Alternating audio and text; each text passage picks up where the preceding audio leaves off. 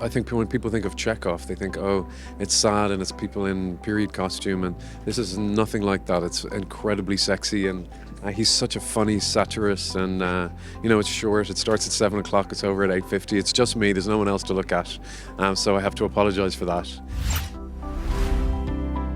Hello, I'm Richard Ridge for Broadway World. Direct from a sold-out run in London, Andrew Scott, who is known from his breakout role in Fleabag, brings his one-man stunning Vanya to New York City, and I caught up with him here at the Lucille Lortel Theatre during a break in rehearsal. Welcome to New York. Welcome back to the theatre. How do you feel? I feel fantastic. I'm so thrilled to be here. Really am. It's been a long time. It's been a long time since I did a play here, so it's my first time down the West Village. So this is really, really, really exciting. I had friends see this in London. They had the best time. Tell me how it all came about for you to do your Vanya.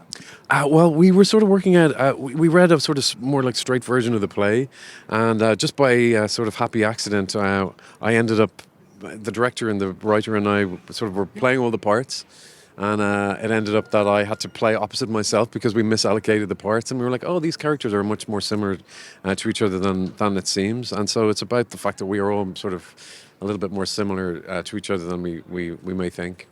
So it's a bit of a mad experiment, but yeah, it's a really rewarding one. It's so funny and so beautiful, and I think it's still incredibly prescient, And bringing a young audience to the theater, I know you did that over there and you're going to do it here too. What that means to you, introducing a whole new audience and a young audience to the theater? Yeah, well, we're trying our best, to try and get young people in as much as we can, because I think when people think of Chekhov, they think, oh, it's sad and it's people in period costume, and this is nothing like that. It's incredibly sexy, and he's such a funny satirist, and it's short. It starts at 7 o'clock, it's over at 8:50. It's just me, there's no one else to look at, so I have to apologise for that.